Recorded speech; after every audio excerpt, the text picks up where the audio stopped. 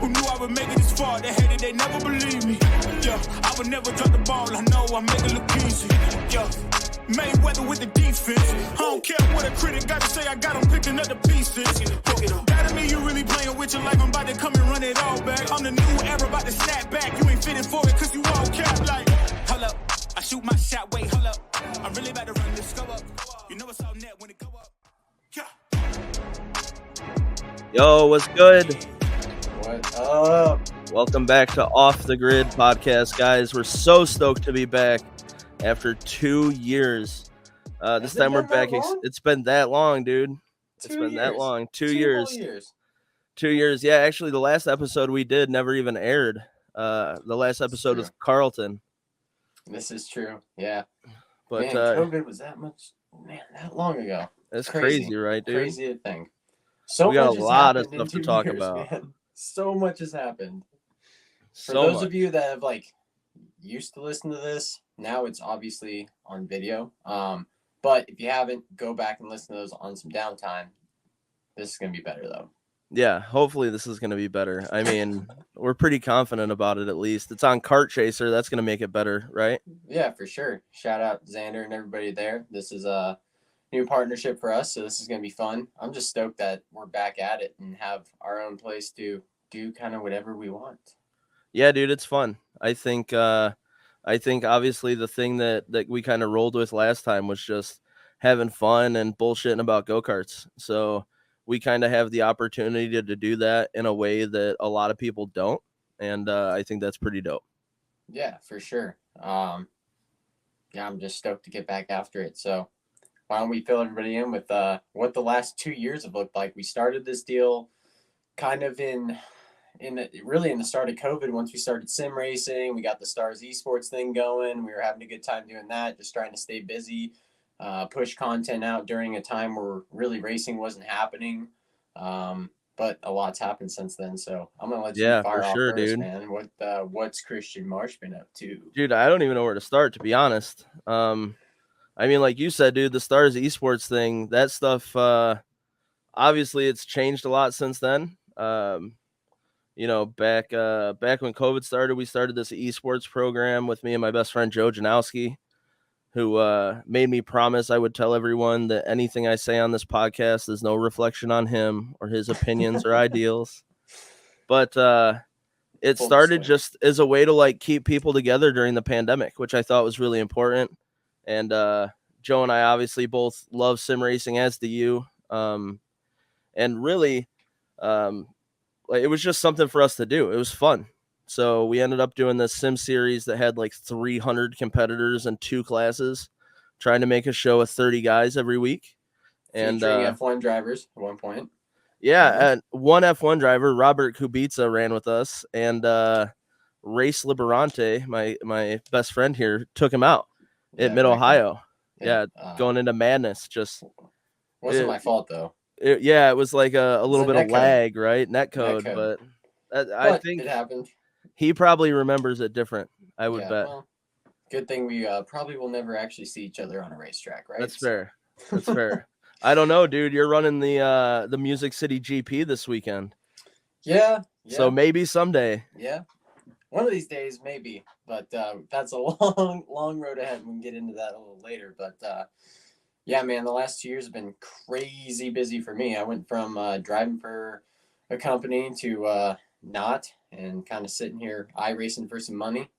And then got the wild hair to start Race Factory, which I'm sure a lot of the viewers have seen by now. We've been out there trying to do the best we can and kill it, racing little badass race car drivers, and yeah, man, move them up through the career ranks. So it's been a lot of fun. I think that pandemic was the perfect reset for a person like me, and here we are now, getting back after this, having some more fun and just creating more cool go-kart shit.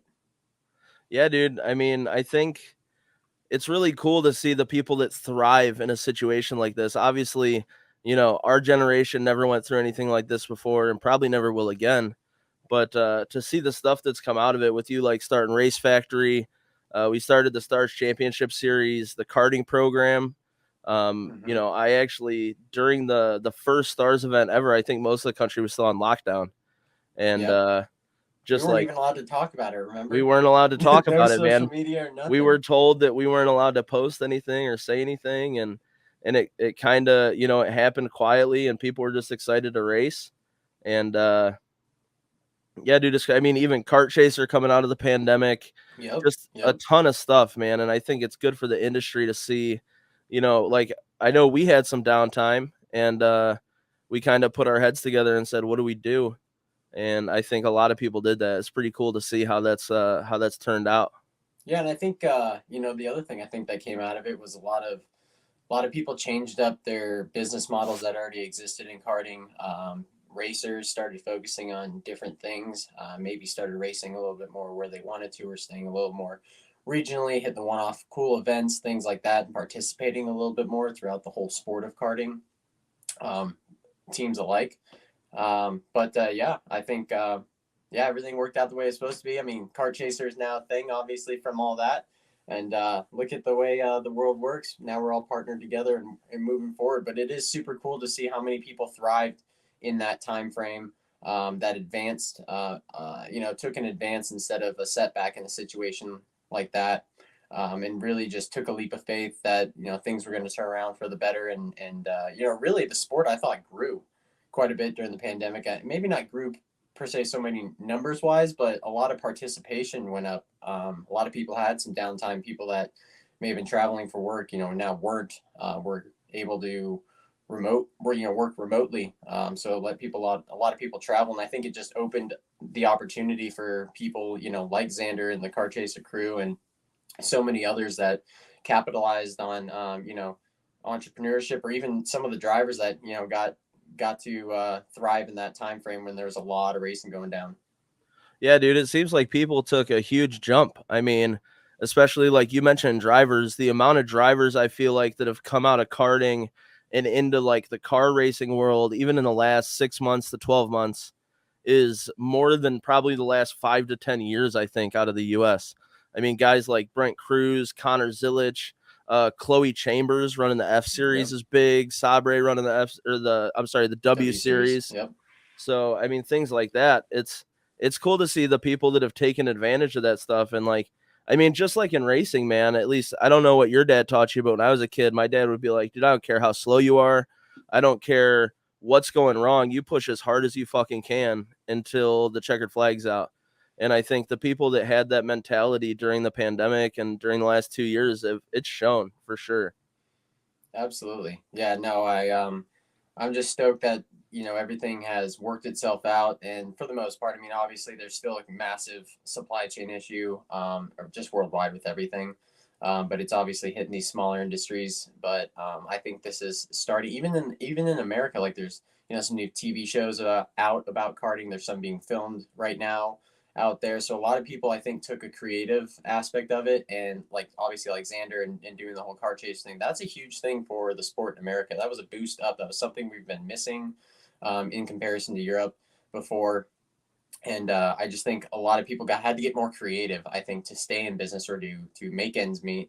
And a lot of that's through media, and it's something that I feel like the sport had kind of been behind on before. But now you have this younger generation starting to come in, guys like yourself, me, Xander, and so many others that are coming in, that whether they're starting kart teams or they're some sort of media outlet. Sean Burkle is doing so much video content creation now. Alexis is doing, you know, everything with Red. Yeah. All wrapped around motorsports through a time that, you know, none of this stuff existed 2-3 years ago. So it's just super cool to see it not only just grow, but blossom into something that is becoming recognized by people outside of the sport. Well, dude, and from the top down, like you said, all the content creation and everything that's happening. I know Troy Adams and his team out west, they have that, I think it's Baby Driver, right? It's on Something like that, yeah. Yeah, it's on one of like the big 50 channels, dude, which is, I mean, stuff like that. People in the industry tend to kind of talk shit about it because it's got to be a little dramatized and a little like reality TV. That was for sure over the top. Like we can all say it's over the top. I mean, but dude, but it's at the end good of the day, for the sport. It's good for the sport, though. I mean, like the amount of people after Kart Life back in the day on True TV, dude, the amount of people we saw at the club level that were like, hey, I saw go-kart racing on TV with my mom, and we Googled our local racetrack and found a dealer and bought a 206. or something like that. You know, the amount of time you hear those stories, that stuff's important. I know you've been doing some stuff. I don't know how much you can talk about with like a few well-known race car drivers and things that you met through the pandemic, because those guys weren't running IndyCar or NASCAR or whatever. So they went to the go-kart track to pound laps and stay in shape. And I know that kind of, you know, jump-started some projects too, which I think is really cool.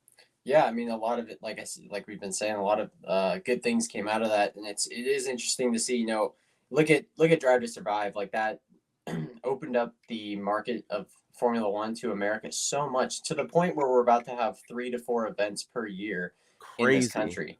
That's like, what is that? The only, like, Saudi Arabia or all those, you know, countries over there. I mean, they pull a lot of races together too, but we're about to have 3 to 4. Yeah. So just see what one show did. And anybody that's into F1, or even some of the F1 drivers themselves, have said things like, well, this isn't exactly, you know, the way it is in Formula One. They're not happy with it, but look at what it's done for the sport as a whole. So, you know, yes, can we laugh at some of the things that have been, even the sound effects? I wish they could just get sound effects right. Like the sound of a mini Swift does not sound like a KA or a shifter card or anything like that. Like, stop making it sound like an X30. Use the audio from what it is, please. Yeah. I mean, dude, that's one of the things that drives me nuts with like all racing cinema, like that old kart chaser or kart racer. Yeah. And like go-kart on that. It's like, yeah, dude, it's like yeah, dude, these fucking kids are racing like Mac 101s against tags and OKs and stuff. It's ridiculous. Yeah. Like, you just have one person, you know, just call one. You could call like a regional go-kart racer. You can pay like $100 and half a club soda, and they'll be fucking stoked to help make sure your go-karts sound right. Yeah, but it's simple. I mean, either way, dude, I think it's a cool thing. And I think that, you know, the thing that it does for the sport is like people have to understand things that are aimed at them and things that aren't.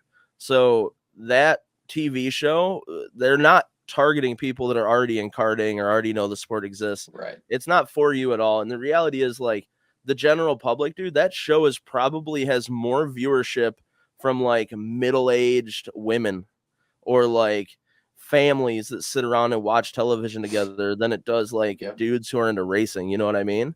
Yeah. And it's cool that it shows like the family aspect. Like, I know Troy and those guys out west, they're like real tight-knit group. I know the Kart Life thing back in the day, like all those families are still friends today and still hang out with each other. To me, that's what it shows. That's what it gives value to. Yeah, for sure. I mean, the production side of it is never going to be aimed towards the racer. If you want things aimed towards the racer, keep tuning into stuff like this, stuff like Kart Chaser, stuff like eKarting News, right? That's all aimed towards what the racer's looking for, the true result, right? But when you're looking for the show and you're looking to get the sport out there past what we're all accustomed to, and maybe open it up to more of the public eye, yeah, you got to doctor it up a little bit to get some interest. For sure. And I mean, like I said, it's what you said about Drive to Survive. Like in 2018, there were like 50,000. And I could be totally wrong. I'm pulling this out of my ass. I'm absolutely not right, I'm sure. But I think in 2018, there were 50,000 attendees at the U.S. Grand Prix in Coda. And in 2021, when they allowed spectators to come back to the event, because Texas was like, fuck your silly attendance rules, let's pack this place out, they had like 400,000 people. It's like 400 times increase in spectators. And like everyone all weekend was talking about how it's like it's all Drive to Survive. So that show is like, and dude, I watch it. It's, you know, for me, as someone who's a fan, as for someone who's a fan of racing, dude, it's cool.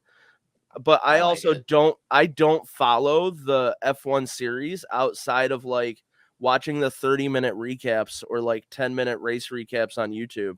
Same thing. That's how I watch IndyCar, to be honest. Like, that 30-minute recap is really a good way to consume it.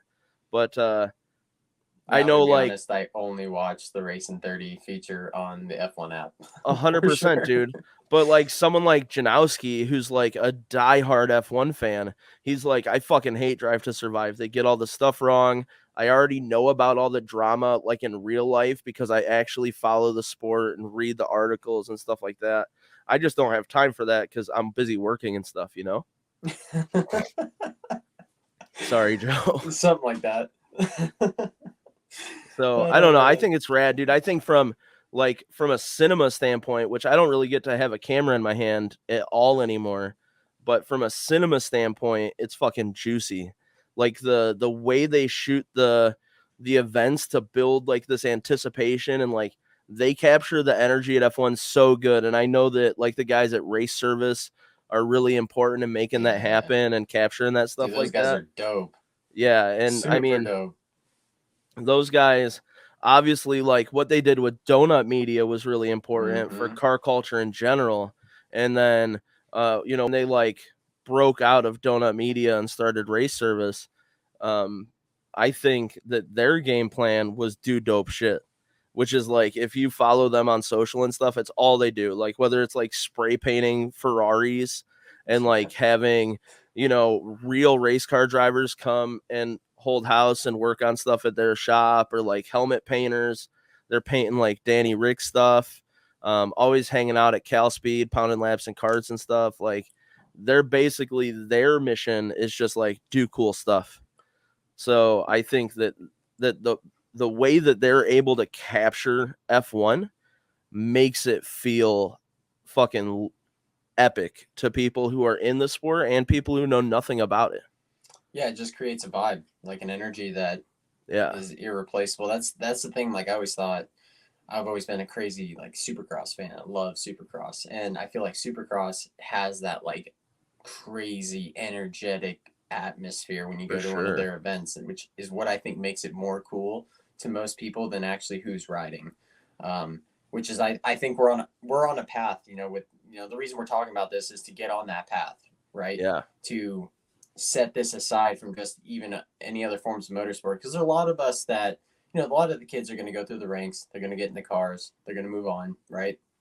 And that's obviously what this is first, is a massive training tool. But there's guys out there like Ryan Norberg, Danny Formal, a couple other guys, Austin Garrison. You can go down the list of really good drivers that are here to stay, and they're amazing talents. I mean, I tell people all the time, I don't know if the talent pool actually gets better when you step out of go-kart racing. I think there's a lot of guys that just kind of got capped here that are badass dudes and women that this is their home, and this maybe there should be a spotlight here too. Yeah, and I mean, dude, I think that what you said is 100% true. That the talent pool is probably even more so in karting. I mean, obviously, you get talent in cars. I'm not like trying to belittle car racing and be like, "Oh man, karting's where it's at. You shouldn't leave." Like everybody who races go-karts, whether they're lying to you or telling you the truth, wants to go race cars someday. That's just how it is. There's something badass about racing cars. There's something badass about racing go-karts, but they're different things. But like when you get into car racing, if you're even looking at probably the open wheel ladder up until this year has been like the most prominent path for sprint karting drivers to go. And you look at that like F4, F3, and then now that's part of the Indy ladder, right? And then you go Indy Lights, IndyCar. Like you get guys like Kirkwood who are like a standout. They just run the game clean. They go up through the ranks. There's nobody that can touch them. Braden Eves, kind of the same way. And then down in like F4, F3, you get a couple kids that are good. You'll get like that top 5 bunch that any one of them has a shot at winning it. Mm-hmm. But then somebody comes through that rank like Hunter Yeaney, who's like, that's the kid who's going to make it to F1 or IndyCar someday. And like, if you went back to a karting event, I don't even think Hunter was that competitive in karts. And like, well, he only ran really at GoPro. I mean, his focus was a lot of the time just locally, just to get his feet wet. Yeah, because their whole strategy was different. He was going to cars, like there was no question asked. Dude, it worked out. Like, yeah. I think you do learn bad habits in karts that you don't translate to cars very well. That I if just you think it's a have the different driving resource, style at the end of the day. I mean, I think nowadays these kids, dude, are so versatile. I mean, look at Brent Cruz. Brent Cruz, you're talking about the typical path, I guess, out of karts would be the Formula ladder, but you've got kids going right into 600 mini sprints. All the kids coming out of Mooresville are getting into mini sprints, or then getting into midgets, and then Brent's kind of racing a lot of different things. Connor Zilch is racing a ton of different stuff and just getting his feet wet and everything. I mean, I saw him at the Legend Car track the other day. And then, he's doing Mazda stuff, late model stuff, TA2 stuff.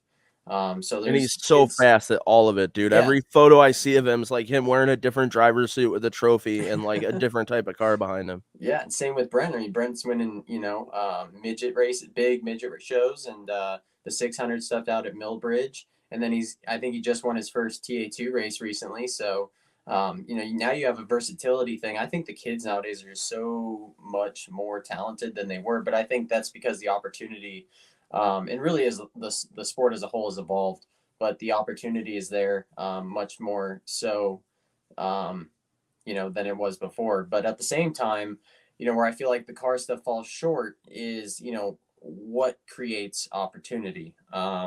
Yeah. Different kids have different opportunities for different reasons.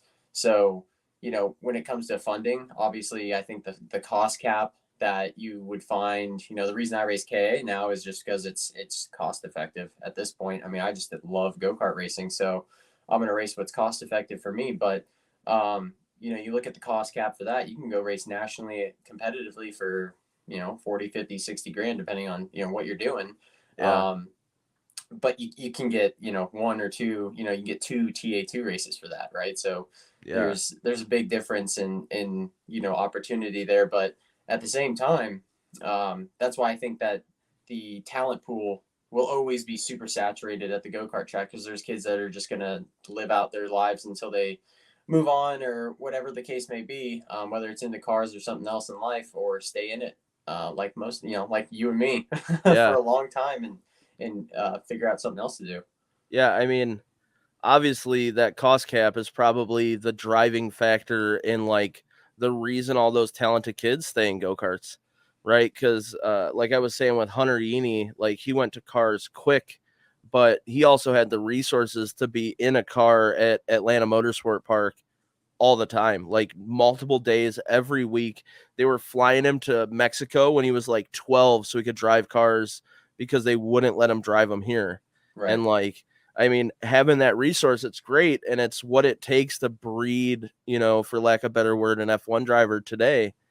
But, I think that it would be cool to see more opportunity for kids to make that transition into cars. And I know that there's some things in the works to make that happen, but I think it's really important. Yeah, I think it is, but I also want to say that I think there's more opportunity for somebody, nowadays, to do that and to give themselves that opportunity. I mean, with the internet the way it is, and social media the way it is, I mean, you can be a standout. Anybody can be their own person and their own standout, and create their own label and create their own brand at a young age. I preach this all the time. The one spot I really feel like I screwed up in my racing career was I didn't create a brand out of myself early enough. I was focused on making my race car faster, Yeah. after school, and not focused on my social media. And that's kind of when social media was new. But now that it's not new, and it is the marketing way of the future, I mean, look at influencers, and what they really get for what they do. It's just insane Yeah. to me. But you can create your own brand at a young age and build relationships early that can turn into real, financial relationships for your, your racing career in the future, if you, get people invested in you early and now. Yeah. Yeah. And dude, it's so simple. Like you said, like all the social media platforms is free. And to some extent, you get out of it what you put in, right? Like, as somebody who obviously has spent a long time working in the marketing aspect of the sport, um, there are people who are actively running like their own social campaigns and things like that who probably know more about it than I do, just because they put in the work to like get on the internet, learn, the algorithm and what to do, what not to do. And then you put the work in, all of a sudden these kids have 10, 11, 20,000 followers on social Yep. media. And when you take that to a sponsor, what that sponsor is buying with their sponsorship is exposure. I know it's like a silly thing to say, like, oh, what's exposure going to buy me? But like, sponsors, they're running businesses that are advertising. Those advertising dollars are based on impressions or views. And if you can deliver to a sponsor, hey, my social accounts get 200,000 clicks a month, and I can make sure your name is all over it, obviously. And then someone else comes and they want the same seat, but they've got 200,000 clicks in a year instead of a month. And they've only got 2,000 followers, and they're not getting a bunch of likes and engagement. I'm as a sponsor, I'm going for the kid with the viewership because For that's sure. all you're interested in. Yeah. And We get people all the time that send in sponsor requests, and literally, I didn't realize this until I was a business owner that, as a racer before, I'm like, I've won all this, and you stack the resume and you really focus on the resume side of it.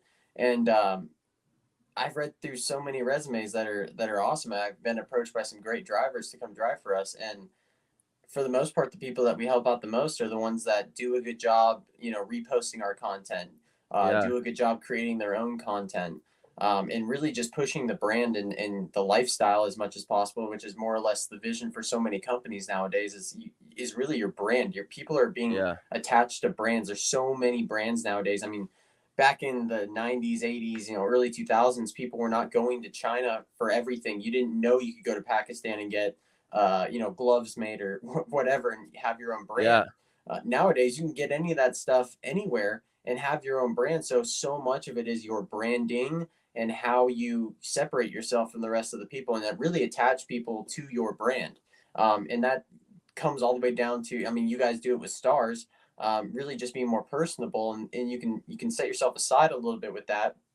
We do our thing, and you got to do that as a driver too. You got to set yourself aside. I mean, it wasn't until I stopped caring really what maybe people were going to think of my social media or the judgment side of it or whatever it may have been in my head that was holding me back from just trying to be me and like do my thing, and the people that were going to accept that and like me for who I am and who I want to be versus what I thought people want me to be and how I need to act is when I just started actually building some traction and like getting, oh, hey, how are you? And this and that. And like more people interested in you. Yeah, dude. And it's, I've obviously had these big, long talks with Joe, my partner at Stars, because it's important that you decide what you want your brand to be. And for the longest time, the outlook was like, do what people are going to resonate with on a big scale. And I think the better lesson is be authentic, be exactly who you are, and your within group reason, will you can't find. sit there and, just go be a dick.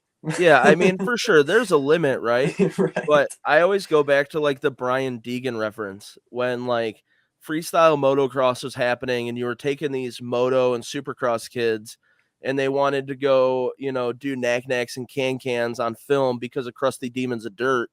And then you end up with Travis Pastrana and Brian Deegan. And like Travis Pastrana puts on this like pretty boy face, kind of like the Jeremy McGrath style, right? Where like you're pretending to be this really prim and proper. I wear button ups to the track and, sponsors love me. And then you've got Brian Deegan who's like, bro, fuck you. I'm going to backflip this bike and just throw the bike away and like, wear chest protectors with like spikes on them and listen to the music I like.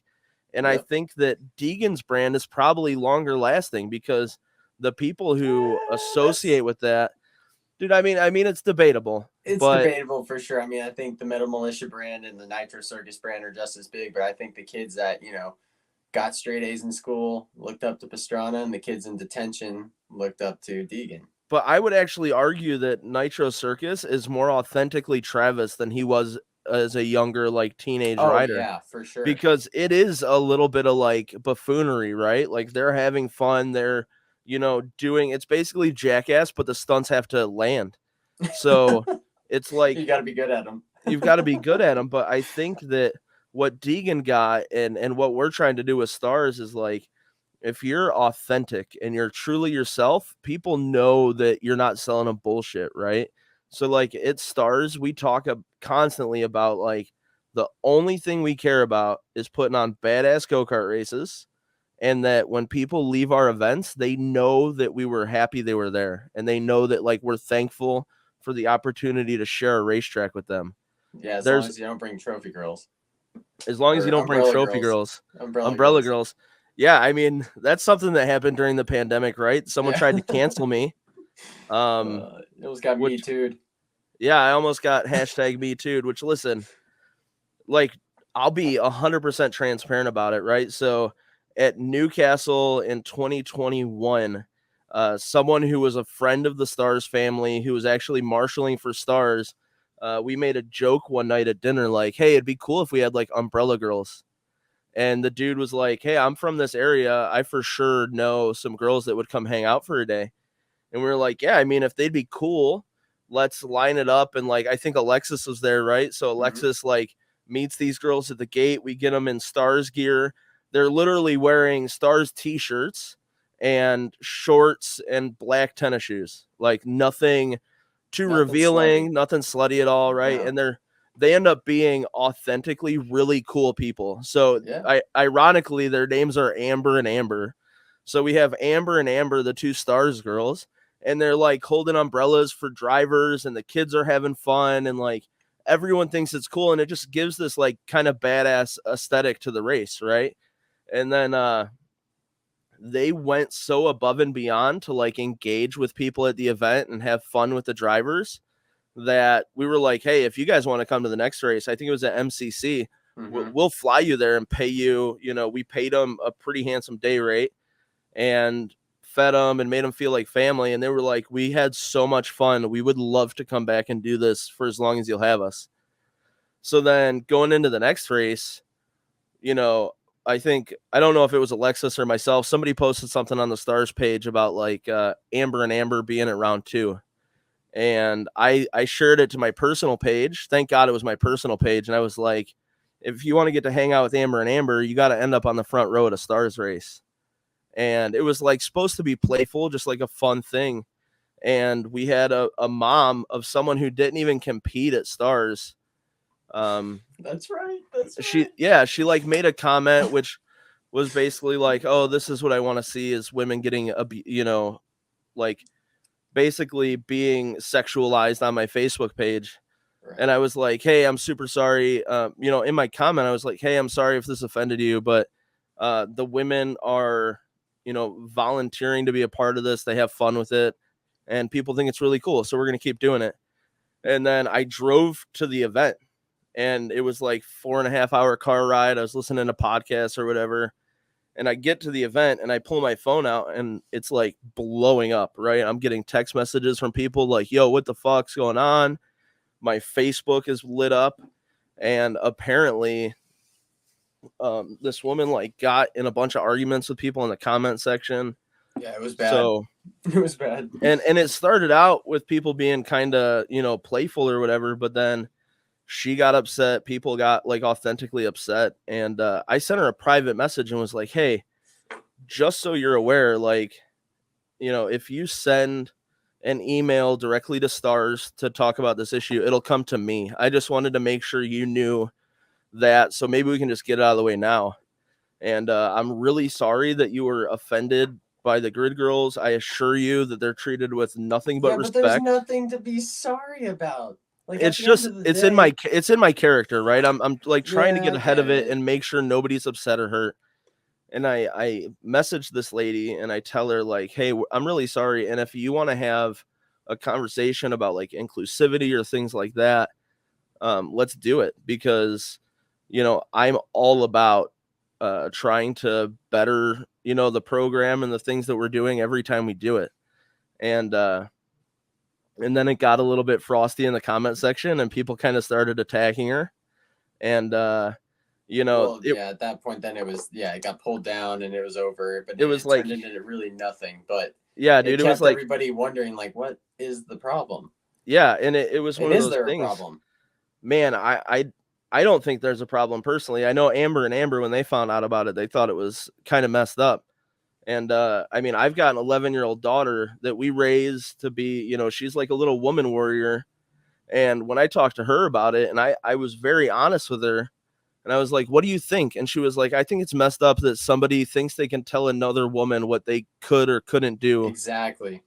And I think that's what it comes down to is like, and that's what I'm saying about being authentic. Like, it's a bummer that we don't have Amber and Amber at the track anymore. The reality is we stopped having them at the track just because they moved. Like extenuating circumstances made it so they couldn't do it.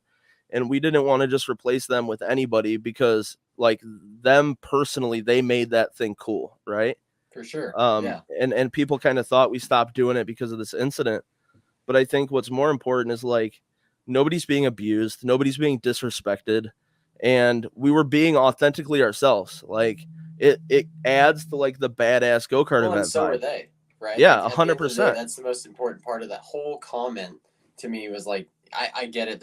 It's weird. There's almost like, and I'm not a girl, but I have 4 sisters. So Yeah. being raised around women, you get a lot of different perspectives because they all, have their own opinions and perspectives on how they treat that. But for the most part, you'd think like, okay, empowering women, right? Like that's the choice of doing whatever they want. And those women just Yeah. decided, they chose like, this is something that I want to do.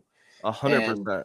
that's it. So I just think And I I it wanted was to come like back. I just wanted to come back. I thought it was so cool. It created like you said, it just created a better, not a better, just a different atmosphere, more of yeah, a Grand Prix style atmosphere. I mean, you see that up to F1, and we're like that not asking her to Supercross wear. atmosphere, dude. Yeah, I mean, listen, like they, might be edgy with how Yeah. they dress up, but at the end of the day, like look at the great girls in Europe at the FIA stuff. They look Yeah. nice. They just look nice, and that's Yeah. all. It doesn't even have to be, dude. It can be dudes. I don't care. Like an umbrella dude, if we have to have one. I I don't know. 100% would have put your ass in one of the lady stars tank tops Dude, and short maybe in shorts. 2019 when I was in like way better shape, but Yeah. if I have like a 6 month, this is gonna be a real thing, and we're gonna like make this a career path of mine. Like I'll get back in shape to do it for sure. But Yeah.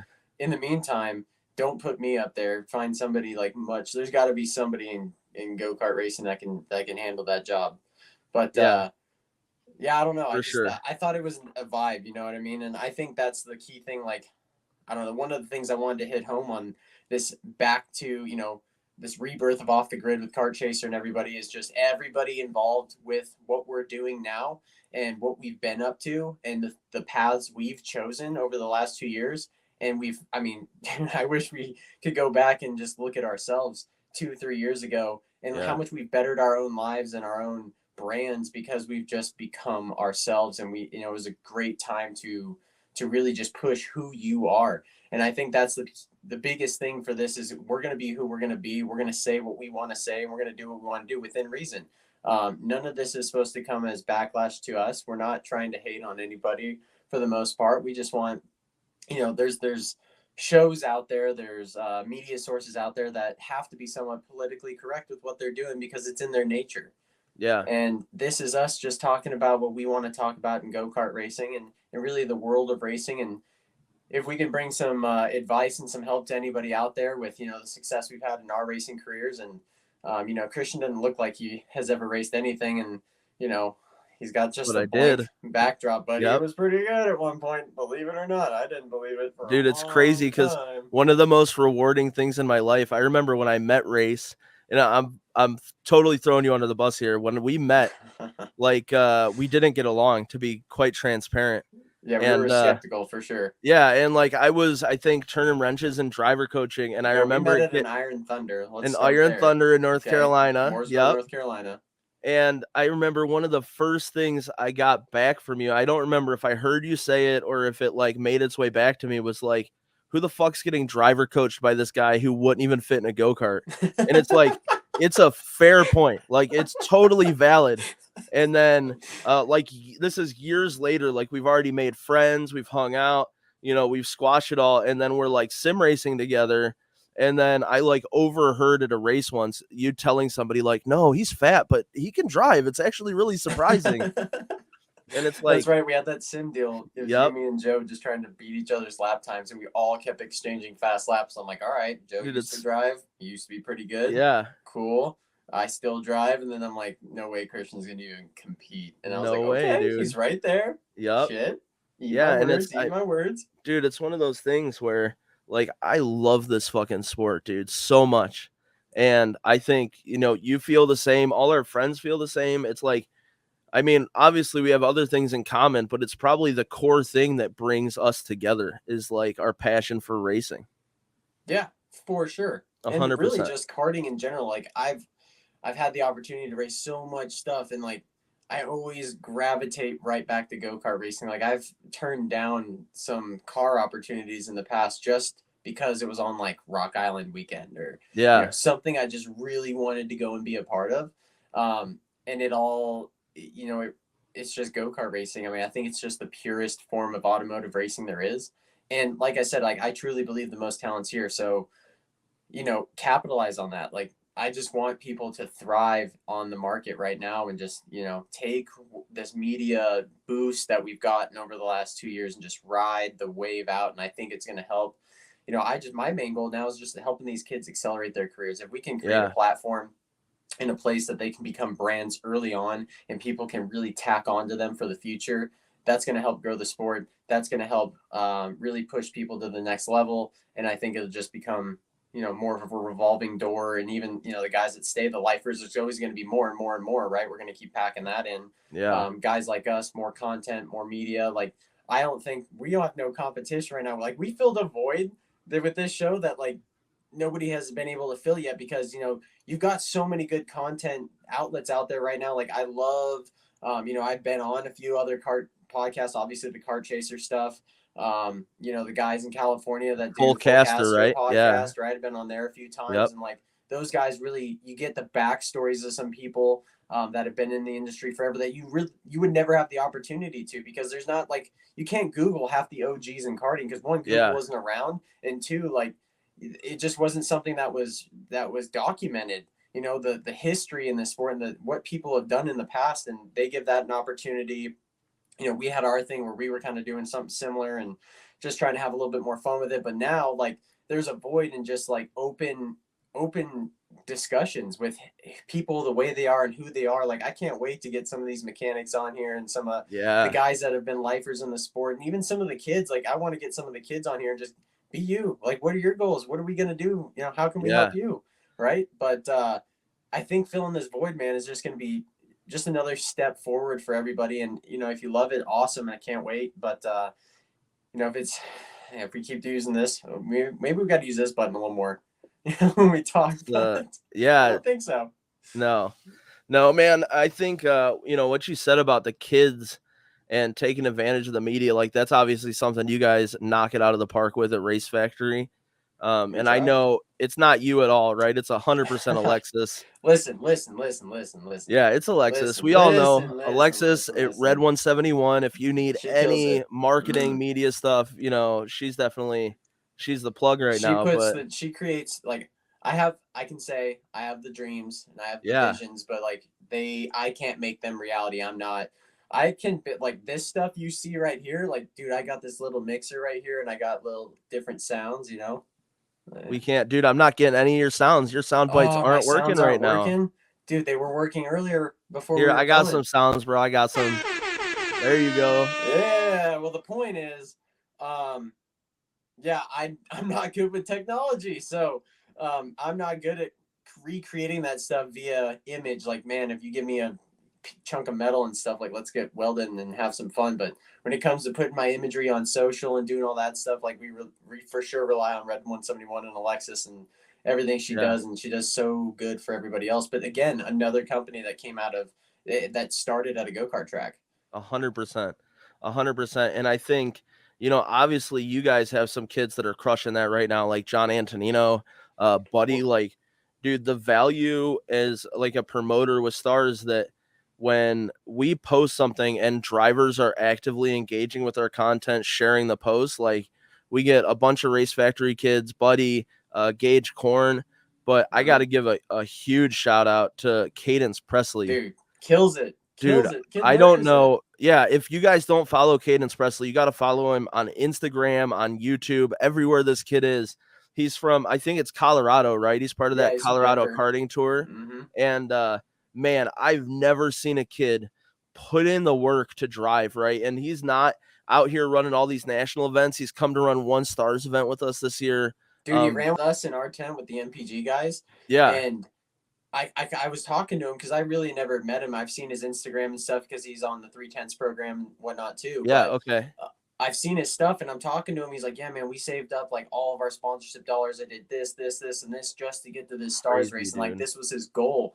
And they accomplished it. But it's like, you see that kid, everything is social media driven. I mean, him and his dad got in the back of their like 1994 Chevy 1500 pickup truck and hauled ass out from Denver Amazing, to dude. Newcastle for the first round of Stars. So it's like, you can do it with social media, and that kid's a perfect example. Another good example, shout out like Sally Mott in Texas. She Oh does a yeah, lot of cool stuff 100%. on her stories to get people engaged. I mean, Yeah, I've watched her followers like just keep rising and rising because she gets creative with it and does things that she wants to do.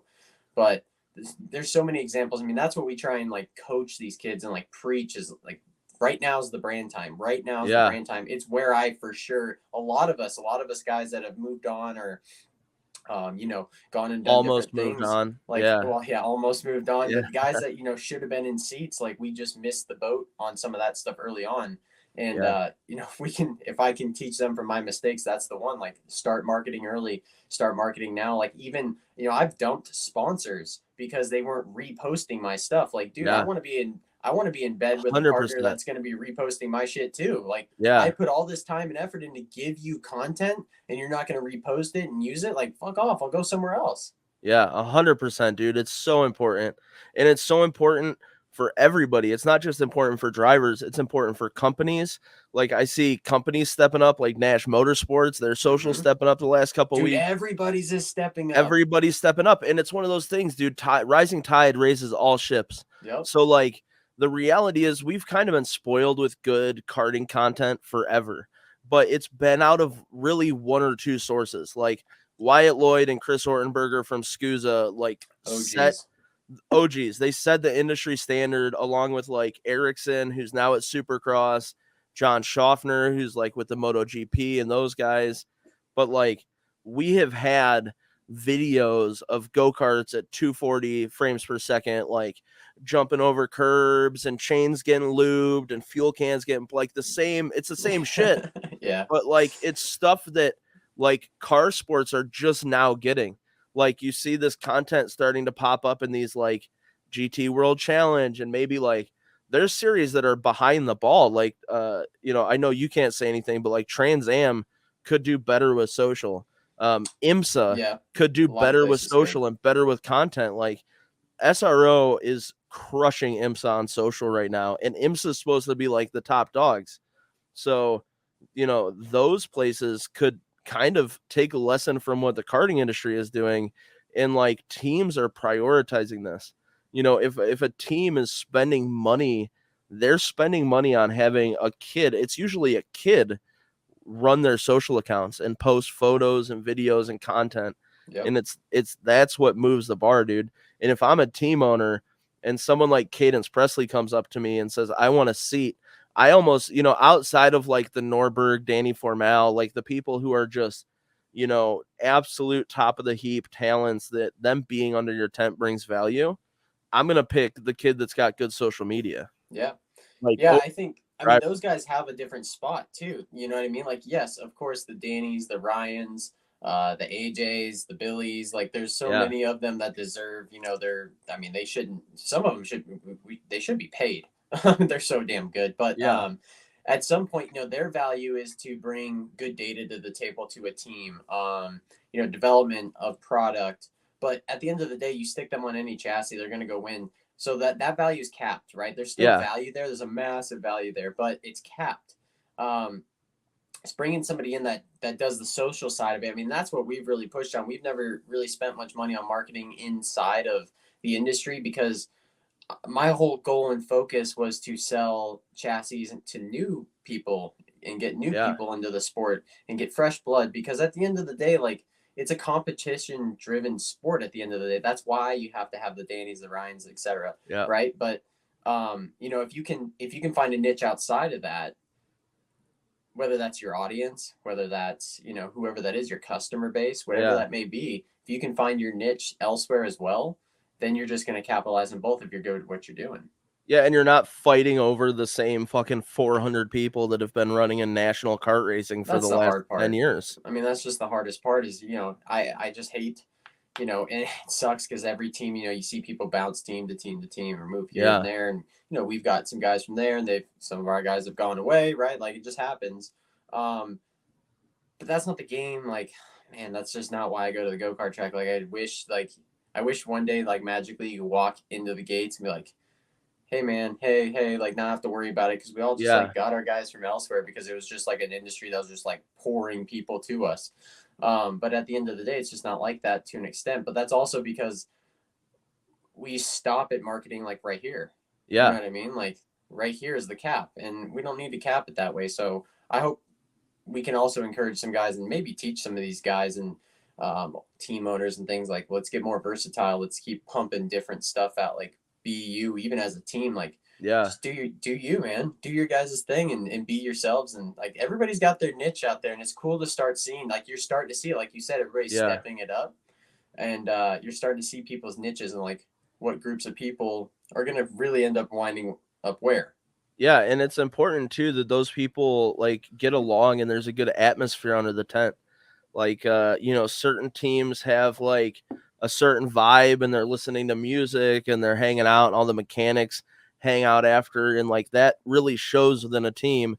And then there's other teams where you get guys who are like what about all those mechanics with their vapes on the scale line, and like it creates a different vibe. You need room for both, I suppose. But like I said, dude, it comes back to being authentic. And if you're authentic, you're gonna attract your group, which I think is probably a better long-term play. For sure. Yeah, and 100%. dude, the like what you said about getting people from out of the sport, that's a lesson that I think regional and club level tracks need to take, is like stop relying on people to continue to run your club. Take the advantage of like man, social media is free to use, and there's a lot of groups and things on Facebook that are free that you can join and publish stuff there. But like if you did a little bit of research on targeted advertising, dude, and just peg all your local indoor go-kart tracks, like you can convert those guys into go-kart racers. And I think that sort of stuff will do more for like growing the industry, which is, yes, the industry's done good through COVID and things like that, and the industry's at a pretty healthy place right now. Um, but the reality is that 20 years ago, we wouldn't be talking about like, oh, there were 250, 300 people at a national and it was huge. Like that would have been like, oh, that's not that good, right? Like, Well, I mean, it just has gone through different paces, right? Like if you look at cubic dollars spent, it's about the same.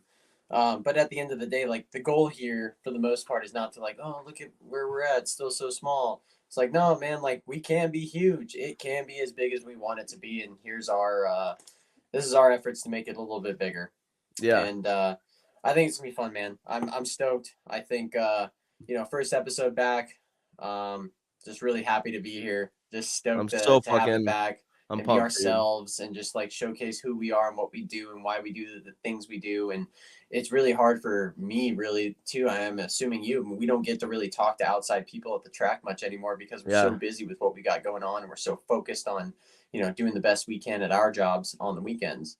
yeah, So to get this time and to really try and maybe give back, get with other people, have some guests on here. So after the show airs, in the comments, in the DMs, hit those up. Let's see who you want to see on this show. Again, people get a chance to be yeah. authentic on here. So, who do you want to see in their own element? Who do you want to hear from? What stories do you want to be told? And what lessons can be learned? Yeah, I think yeah, dude, that's something that's important to note, is that we're gonna have guests on the show. It's not just gonna be me and Race bullshitting all Yeah, the that'd time. get fucking boring eventually. We Yeah, don't. We only have so much to talk about by ourselves. I think the reality is, like you said, dude, people can come here and be authentic. People can share their stories. I think it's important that we don't have to be connected to any one group or anything like that. Obviously, I have affiliations in the sport, but I think that it's really important we view this as like a totally separate thing, because I'm willing to be authentic and honest regardless of those. And we just need to kind of trust the community to like give us space to be authentic, give us space to say what's actually happening and to talk real shit without all the backlash. And like, I think that it's important for drivers to be able to come on the show and do that. I think it's important for teams to be able to come on and talk about some of the things that they expect out of promoters or things in the sport that could change for the better to help teams, help drivers and shit like that. I think that that's an important conversation that needs to be had, and this is the place to do it. Yeah, I mean, there's so much that can be learned here. That maybe you just like you said, the industry has to be open to to that. They just got to be Yeah. open to letting us be a little bit more free. Like I even say this all the time when I'm racing, like don't judge me or my business outside of helmet off based on what Yeah. happens on that racetrack. I'm here as cutthroat as anybody else to win. That's good That because you doesn't drive like a change. fucking dickhead Hey, sometimes. listen, at the end of the day, like what makes me is I just want to win more than you do. I think. You Yeah. know what I mean? And I'm gonna try. But at the end of the day, that should never I don't sit there and judge like I got into it with plenty of people this year. I don't hate them as people or dislike them or look Of at them a course. different way. Like, dude, Yeah. our tent's open to bruise whatever you're into after hours. We're out there to have a good time and we're still Yeah. there to kick your ass. But at the end of the day, I mean, we're still just normal, chill people at the end of the day going racing, just like you are. So we just want everybody to be open to that chance to bullshit on here, have a good time, learn something new, really just get some feedback from the sport, honest, true feedback. And hopefully this even gets back to some of the guys in the industry and we can just keep creating a better place and better sport as a whole and just keep thriving and improving as we go on. 100%, dude. And when this comes out, you and I will actually be on our way to Nashville, Tennessee for That's the right. Music City That's right. GP, dude. This is gonna come out, I think, on Thursdays. We're gonna release these once a week, Okay. and Okay. we'll be on our way to Nashville for your big car debut, at least for a while, right? I know It's like a back on the re-debut. re-debut. Yep. Race Liberante's back. Yeah, something like that. Yeah, actually, believe it or not, I got a phone call to hop in a TA2 car for Nashville. So it's something I have some experience in the past in different forms of the same car, basically, from an engineering side as well as a driving side. So I'm just stoked to get back after it. And, what better way to cap it off than some street racing? I got to, hold some faith back to those rocks sitting back there and maybe use Yeah. some of that experience and see how we do. But I'm stoked. I'm stoked to race. I've actually never raced Brent Cruz or Connor Zilic, and I'm going to race them both for the first time ever in a race car. That's crazy, dude. That's Yeah, such a cool. That didn't even register to me that was going to be the first time you would share a track with what is arguably, I think, like the best generation of racers to come out of the US in a long time. for sure. For sure. No, I mean, then those are probably, without question, the two best kids from that generation. And Yeah. to see them just thrive as much as they have through their racing careers and in the future, I mean, little Keelan Harvick's been killing it. Lucas Palacio, so many of the kids in Mini. I mean, I can name so many Ashton Yeah. Woon, our kids. You know what I mean? Like I'm stoked about. There's just so much talent being brought up from that early generation, and they're already starting to roll into race cars and start honing in those Yep. skills. That, dude, it's going to be an impressive future, and I think the future's bright. Like I think some of the racing we watch now, I think there's a generation there that kind of skipped a beat, but this next generation of kids, man, I'm excited to eventually race against them, but more or less watch them grow up into what they're going to be, and hopefully helps them along the way. Dude, I don't know what it is. And I don't want to blame it on one thing because like all at the same time we got like pushback bumpers. The series are better officiated with like the video system at SCUSA. These series are taking more responsibility to like have a bunch of marshals up in lifts rather than like the old school like one race director trying to fucking watch 40 go-karts go around a track, which is just preposterous. I mean, it's hard enough for people, like just so that people understand, like we can put, at Stars, we put what I feel is 4 of the best marshals in the country who also marshal all of these other events. The marshals from Stars marshal SCUSA, they marshal rock events, USPKS events, which just adds value to all of them. The more that these people can do that job, the more they're honing that craft and getting better. They still miss so much shit that like that's what things like the video system at SCUSA, like that really kind of changes the expectation from drivers. And then these kids seem to have so much more respect for one another than like what, I don't want to point any fingers, but like there's a specific generation of racer right now who are still racing senior that I would say is part of the worst generation of karters in the last 4 decades, which is like the period after full width rear bumpers, but before pushbacks. And it's like these kids Yeah, that it just wasn't kind of good. drive like assholes, dude. And I remember in that era, you could not get through a start of a pre-final without kids flipping over and bouncing their heads off fence posts and like people who are like, oh, fuck the pushback. you have no idea how bad it was. Like, I'm glad that you have no idea, but like karting was getting ridiculous, and the kids have so much more racecraft. The fact that they can exchange the leads so many times and not touch each other, and they know when a move is a low percentage move and they just don't fucking do it. And then you get like them, yielding the line when they're beat and stuff. It's so refreshing to see these kids and the talent level they have coming up. Yeah, for sure. I mean, I don't, that was a weird period. I think there was a lot more rules implemented too in that change. When that all happened, there was less consequences as a driver for your actions because the full width bumper saved you from a lot. Yeah. And this has been a conversation that's happened so many times, but along with that came more regulation, more penalties.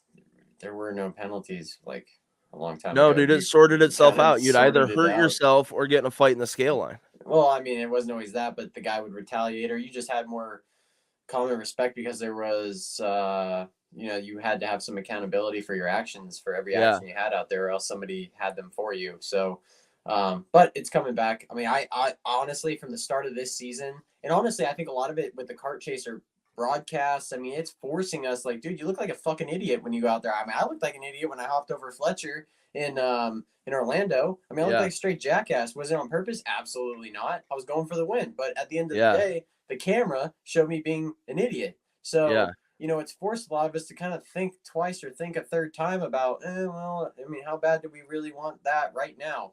And I think that's happened throughout the pack. I mean, that, and you also had that generation. There's a generation leap there of this generation you're talking about, a couple of guys in my generation mixing in there. And then you've got kids that just moved up, which are, also pretty aggressive, but in a crafty way. Yeah.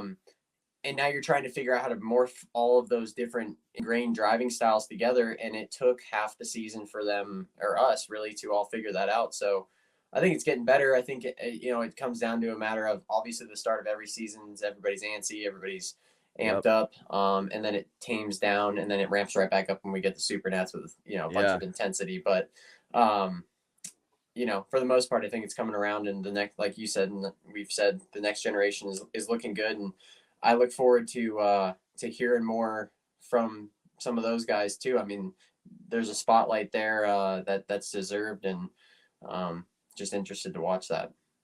Yeah, dude, I think it's even it's ramping up right now. The like I was watching at this point when we're recording this is Saturday night. So round 5 of the Pro Tour was today, and I was watching on the finals on Kart Chaser. Yep. And man, like the pro shifter class is pretty stacked this weekend in Newcastle. I was a little jelly. And like man, those guys were, not only were they digging, but like there were some guys like, the drama queen in me is like, oh, there's maybe a little bit of beef there. But like they were not giving each other anything. Like they were leaving it all out there, like, and they're fighting for arguably second place in the championship, right? I'm pretty sure Kremers is just, especially with today, I mean, he's gone, dude. But those guys were just leaving it all out there. And like you said, sometimes shit happens. Like when you leave it all out there, dude, if you think shit's never gonna happen, this just isn't the sport for you. Because it's gonna happen. Yeah. There's that golden saying, it's racing. You have about 10 to 15 things in your control at all times, and that's all you got. With 1,000 variables out there, you control about 10 of them. It's dope, dude. I wouldn't trade it for anything. Those moments, sometimes they can be scary, especially from the perspective of the sport that I'm in now. I'm kind of like when the green flag drops, I'm like, everybody just spread out a little bit. Just spread out a little bit. Oh, yeah, you're on the other side of the fence. You're like, keep it safer, keep it cleaner. But at the same time, dude, I'm watching onboard footage from our events after the fact and seeing like drivers just fucking full send and like these epic battles. And it's like, dude, it's hard to kind of teeter the line of like, the racer in me. And I know Joe and I have this talk a lot, is like, how do we officiate and stuff with the perspective of a racer and the perspective of a promoter? And like Joe has this really unique perspective with the NKA because all the competition liability stuff and seeing all the intricacies of like, maybe the scarier sides of the sport, kind of changes his opinion, that sometimes we'll be talking and I'll be like, hey, what about this? And he's like, no fucking chance. And I'm like, why not? And I think the big one we've argued about for years is cameras. And I'm like, oh, GoPro on the helmet for sure, right? Like there's no better view than right on the chin.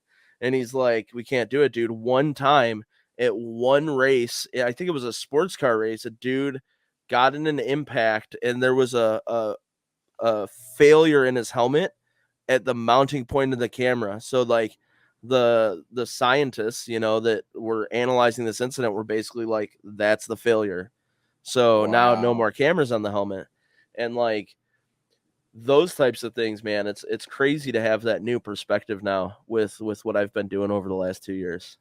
Yeah. I mean, thankfully that's all shit that most of us will never have to deal with. So thank you for your service. Absolutely, buddy. I got you. Oh, man. Well, I think on that note, man, we've been at this a little over an hour now.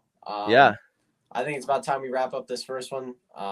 Again, stoked to be back. And I think if we get, again, some comments and DMs, who do you want to see on this deal? If you want to be on this deal, hit us up. We're definitely down for takers. Just come with some rad stories. Be yourself. Be authentic. And we're going to promise you we're going to do the same. Hell yeah, guys. Yeah, thanks for popping into today's episode. We'll catch you next week.